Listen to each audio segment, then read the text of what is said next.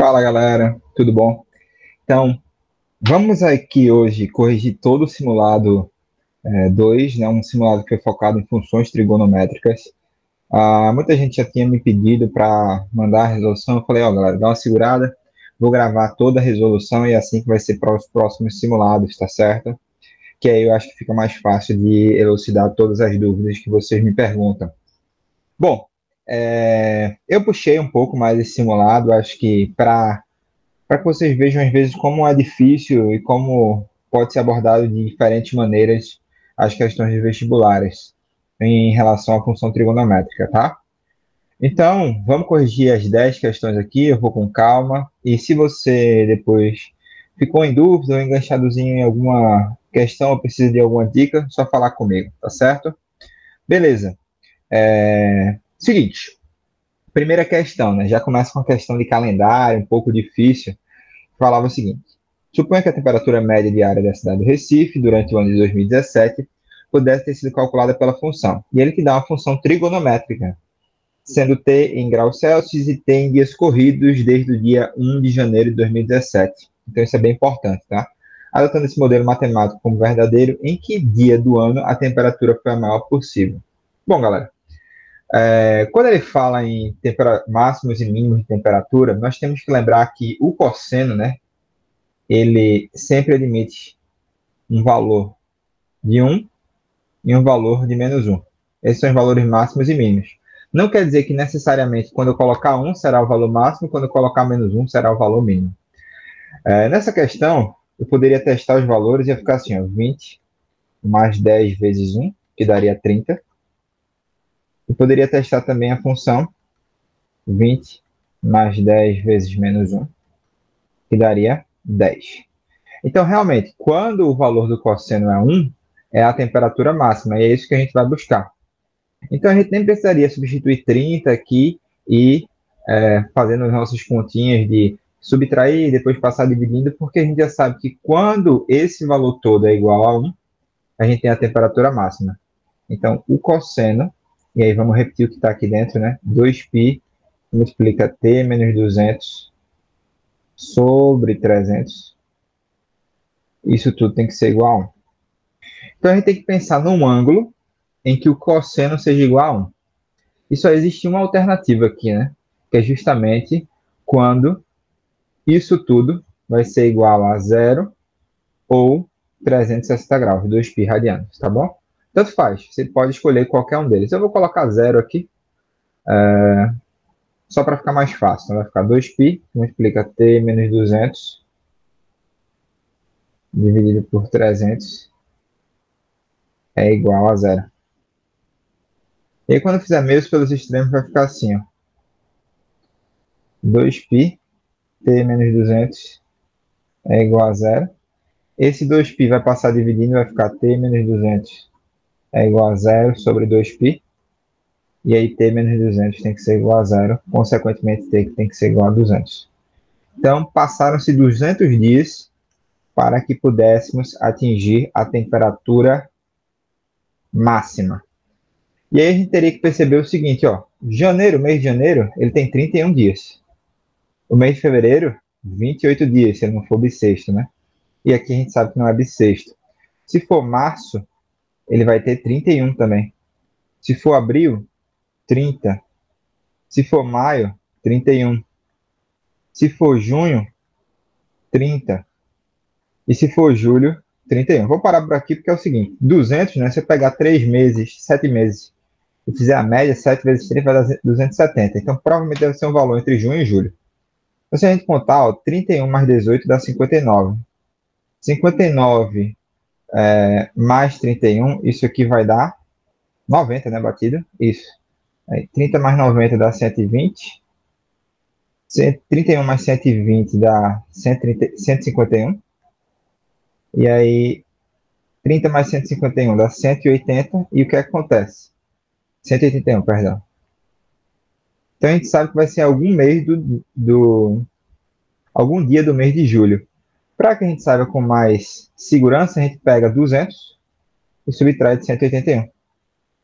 Então, é o 19, é o dia 19 do mês de julho.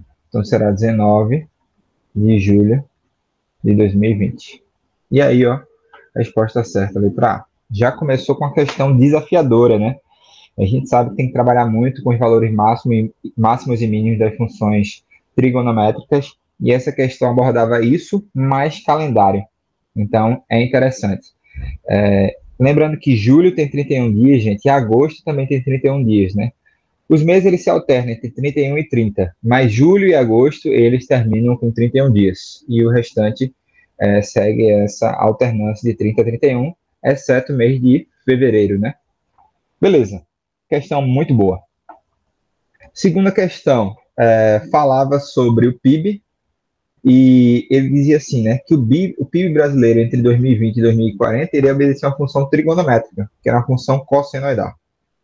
E a população brasileira, no mesmo período, iria obedecer essa equação. Aí, qual será a população brasileira no ano em que o PIB atingir seu maior valor? Então, novamente, falou de máximo ou mínimo de funções trigonométricas, a gente vai ter que substituir o cosseno por 1 e por menos 1, e vamos ver qual deles vai dar o máximo, né? E aí ficaria assim, né? O PIB é igual a 680,98 menos 70 vezes 1, que isso aqui ia dar 610,9. E se a gente substituísse o cosseno por menos 1, isso ia dar exatamente o valor máximo. Por quê? Ó? Menos 70 com vezes menos 1 ia dar mais 70. Então, vai ficar 680,9 mais 70, que ia dar 750,9. Então, a gente sabe que para que o nosso PIB ele atinja o valor máximo, o cosseno tem que dar menos 1. Então, a gente vai pegar e analisar só a parte do cosseno. O cosseno de π, que multiplica n menos 2020 sobre 8, isso aqui tem que dar menos 1. E a gente sabe que o único valor que o cosseno dá menos 1 é justamente o de 180. A gente vai dizer que tudo isso aqui tem que dar 180 graus ou π radianos. Vou colocar como π, porque aqui já tem um π, vai ficar bem mais fácil para resolver a questão, viu, galera? Vai ficar muito simples. Corto π com π, isso aqui vai dar 1.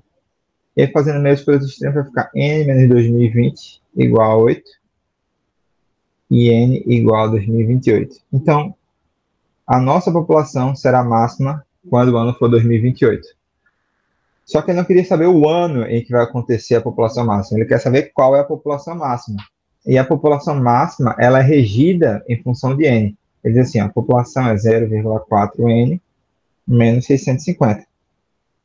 E o n, ele vale entre 2020 e 2040. Então, 2028 é válido. Substitua aqui o n por 2028. E aí, isso aqui, gente, vai dar 811,2 menos 650, que vai dar 161,2. E aí, resposta certa, a letra E. Veja que questão interessante, né? Nós precisávamos analisar o máximo e mínimo da função para achar o valor de n, e daí substituir o n em uma função do primeiro grau e achar a população. Muito, muito, muito interessante essa questão. Muito bem bolado. Então, gabarito letra E. Questão 3, né, da uncisal. Ela é uma questão muito mais teórica, né? Nós percebemos, eu até mostrei bastante para vocês o seguinte, né? Que quando nós temos um ângulo qualquer no círculo trigonométrico, digamos que é um ângulo x qualquer, aqui nós sabemos que o eixo x é o eixo do cosseno e o eixo y é o eixo do seno. Toda vez que eu quero saber o ângulo, o valor do cosseno desse ângulo, eu rebato no eixo x. Isso aqui vai dar o cosseno de x. Toda vez que eu quero saber o valor do seno, eu rebato no eixo y. Então, esse valor vai dar o seno de x. Se você perceber, a gente forma um triângulo retângulo, onde a hipotenusa é o raio do círculo trigonométrico E1 e os catetos são justamente o seno de x e o cosseno de x. E a questão abordava justamente isso, né? Ele perguntava assim, x e seno de x são o quê? Em relação ao nosso triângulo retângulo, a gente sabe que são os catetos do triângulo retângulo, letra E. Não precisava fazer nada, né? E a partir de Pitágoras, a gente obtém a relação fundamental. Interessantíssima essa questão, muito legal. Então, era uma questão basicamente de fundamentos, né? Não precisava fazer cálculo nenhum. Questão 4 do SSA bem recente, SSA 3, uma questão bem interessante. Nós percebemos que ele não colocou o eixo aqui. Se a gente colocasse o eixo, ficaria muito mais fácil, ia facilitar muito a nossa vida. Então, eu colocaria o eixo aqui, o eixo Y, e aqui eu colocaria o eixo X, tá? Primeira coisa, né? Perceba que eles partem do mesmo valor. A única coisa diferente é que um tem um máximo maior e o outro tem um mínimo menor. Então, aqui são máximos maiores e mínimos menores, e aqui são máximos intermediários e mínimos intermediários. Mas o período é o mesmo. Uma concavidade para baixo e depois uma concavidade para cima, marcando o período. Então, eles vão ter o mesmo período e eles são o mesmo comportamento. Então, elas são funções ou senoidais ou cossenoidais. Aqui fica mais claro, porque como ela tem uma concavidade bem definida para cima e para baixo, a gente já sabe que é uma função senoidal. Então, já matava aqui a letra A, já matava a letra B, já matava a letra C, já matava a letra D, e aí, consequentemente, era a letra E. Uma outra coisa que você poderia perceber é que ambas estão saindo da origem, né? Então, sabemos que a nossa função geral é desse tipo, f de x igual a A mais B seno ou cosseno de mx. Quando A é zero e passa pela origem, a função senoidal. E aqui, justamente, o que mudaria era o B, né? Um dos B's era maior e outro dos B's era menor, mas os outros parâmetros eram iguais. Então, quarta questão, letra E, também não precisava fazer cálculo nenhum, ok? Lembra disso que facilita demais a sua vida. Quinta questão, modifiquei porque quando caiu no ano passado ela não tinha resposta, ela foi anulada, mas aí eu modifiquei colocando a resposta. Para qual valor temos o valor mínimo da função?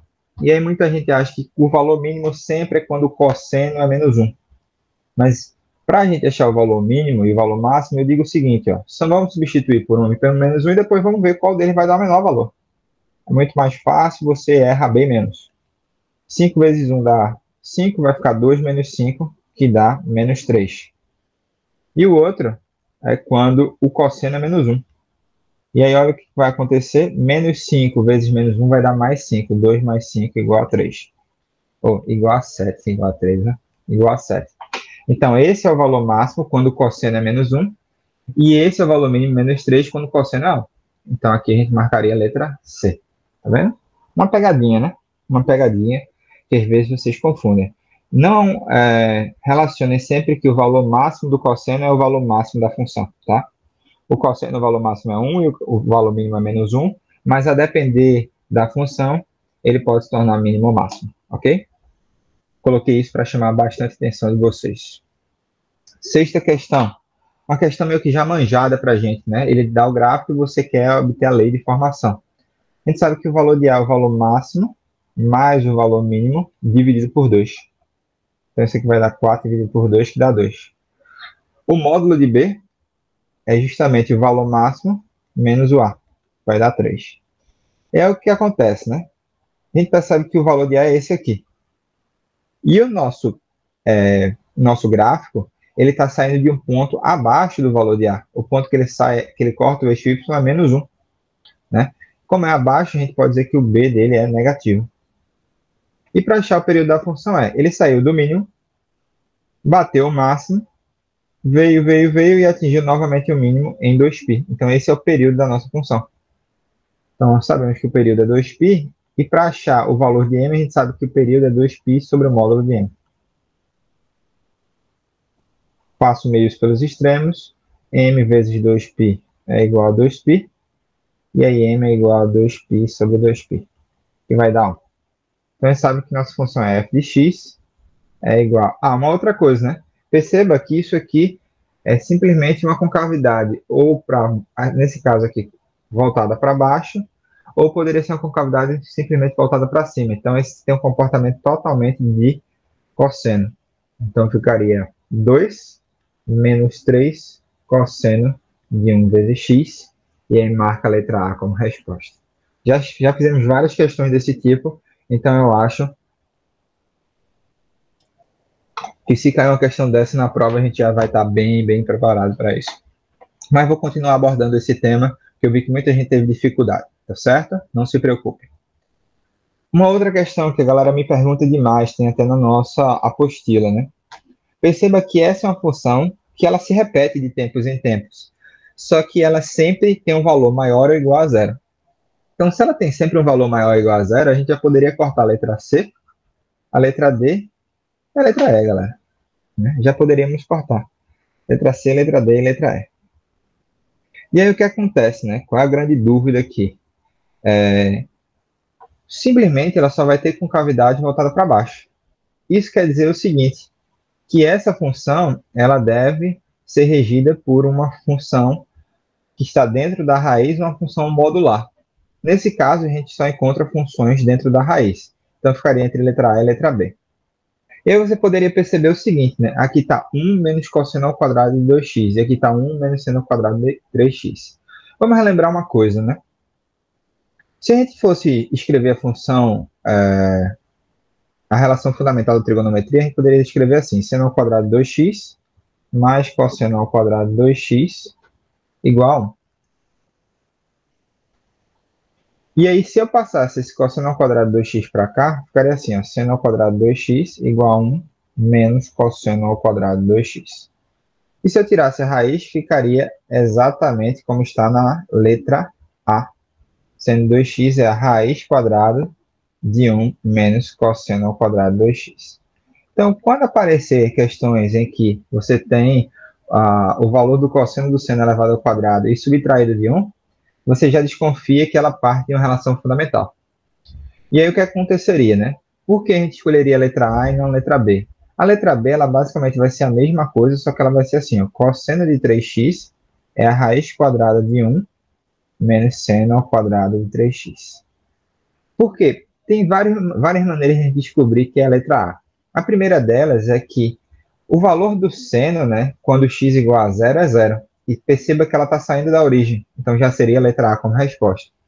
Uma outra coisa é que se essa função não tivesse raiz, ela seria basicamente assim, ó. Ela seria ou para cima ou para baixo, né?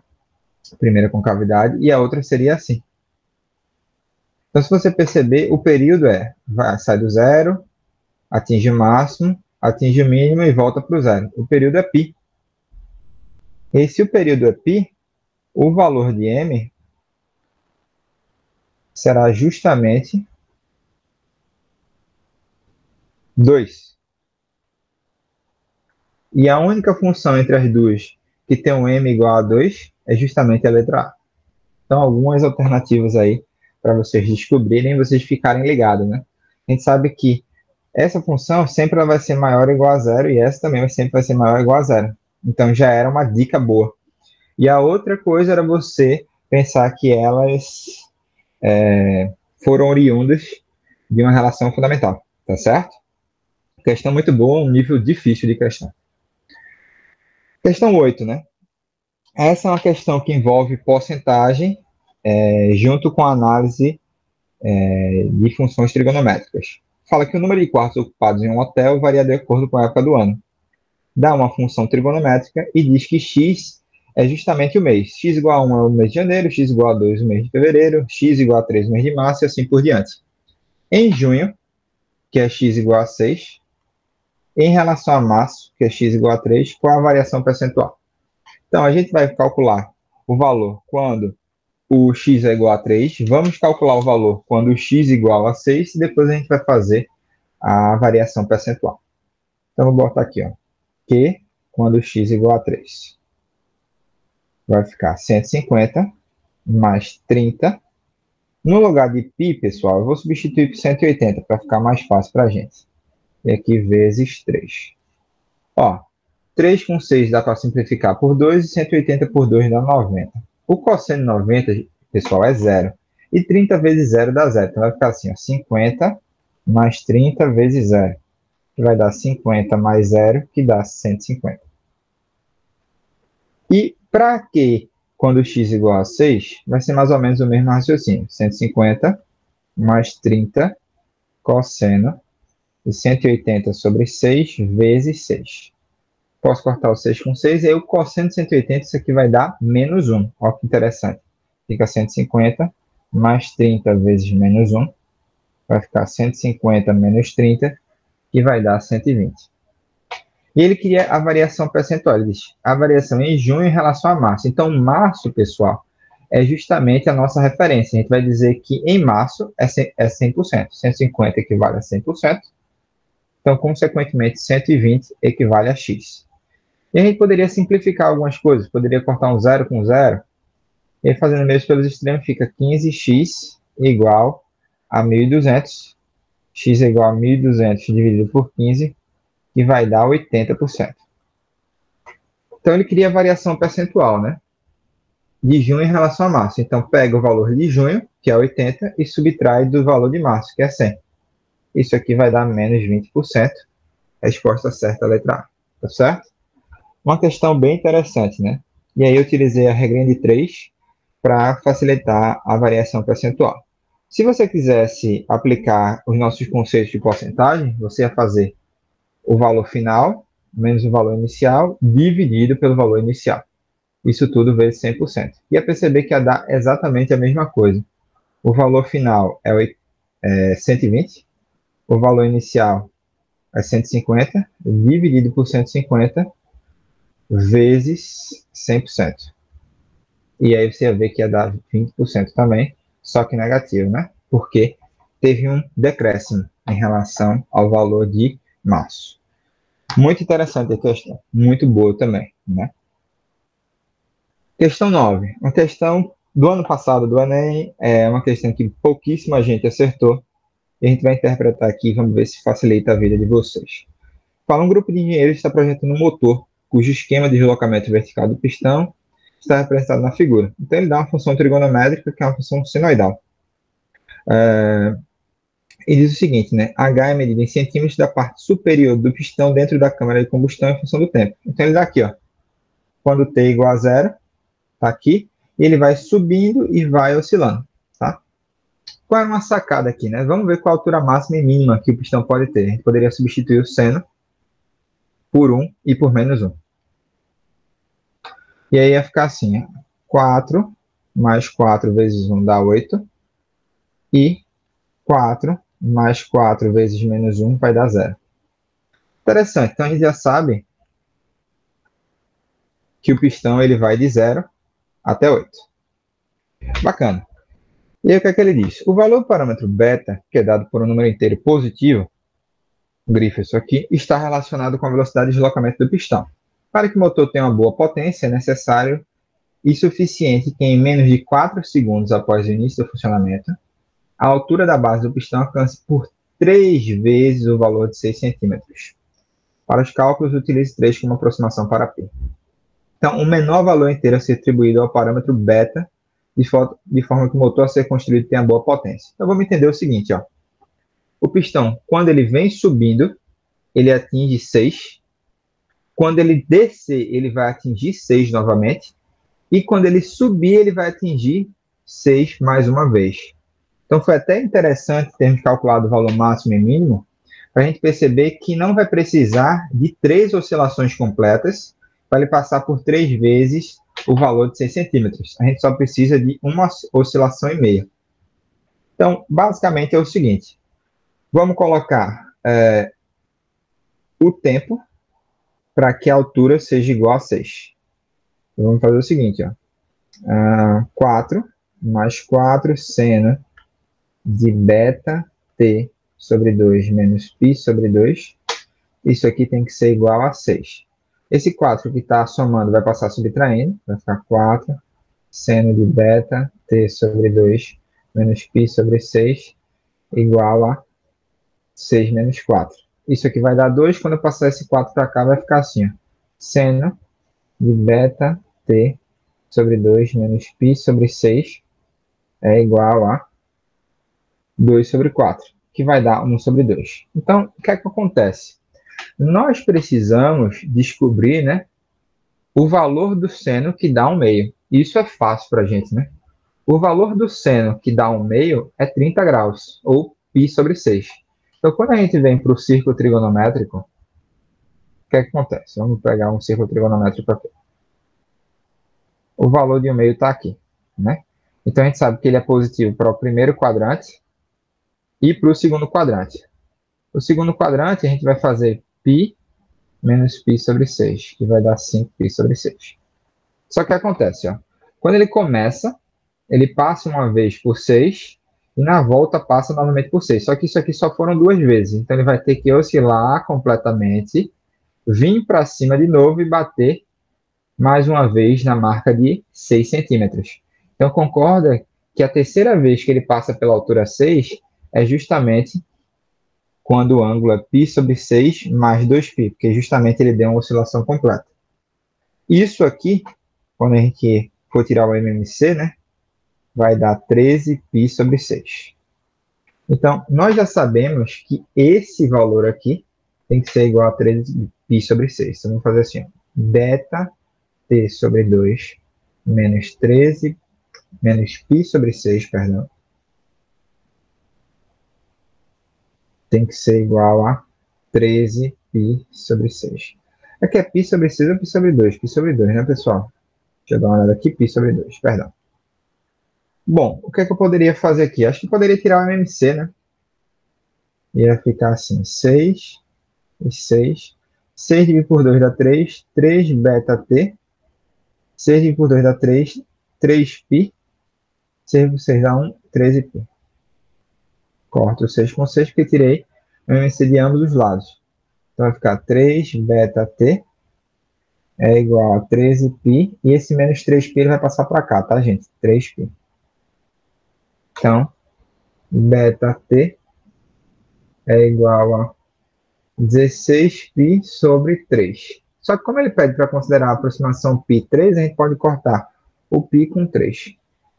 E a gente vai dizer que o tempo é beta sobre... Beta não, 16 sobre beta. Interessante a questão.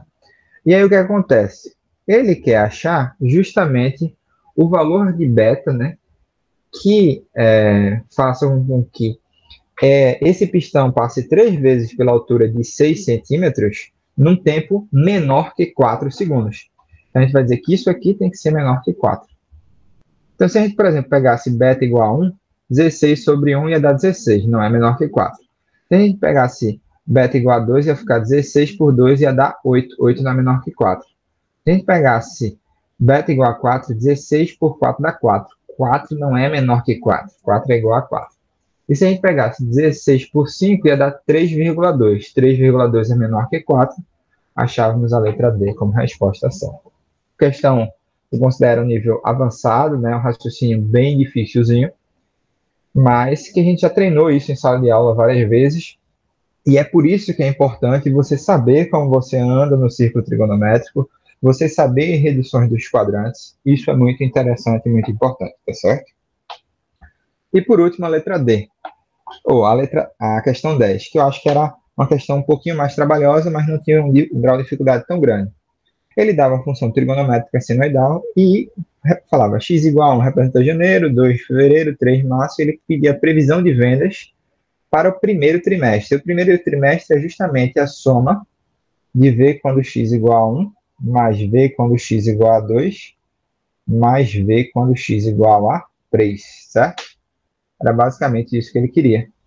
Então era só calcular V quando x igual a 1. Vou botar V1 aqui, tá? Fica 50 mais 0,2 vezes 1. Perdão pela letra aí, pessoal. Mais 0,5 seno. No lugar de π eu vou botar 180, né? Vezes 1.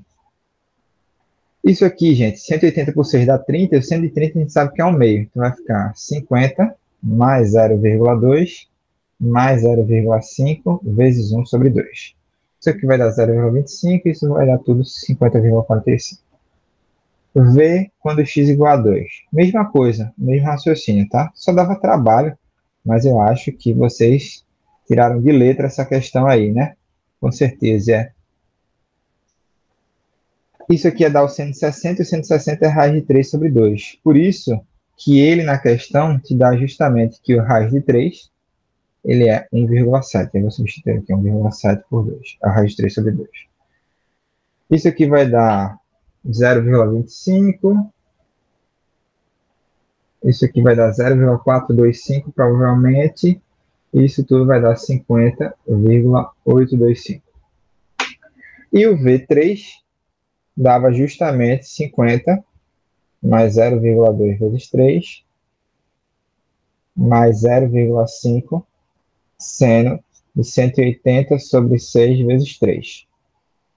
Sendo de isso aqui ia dar seno 90 e 91. Então ia ficar 50 mais 0,6 mais 0,5, que ia dar 51,1. Quando a gente somasse tudo isso ia dar 152,375. Gabarito letra D de Deus. Beleza, galera? Então, foi esse o simulado. Eu espero que vocês tenham gostado. E qualquer dúvida, podem entrar em contato comigo aí pelo @matemática com Salim lá no Instagram. Ok? Um beijo para todos e boa semana.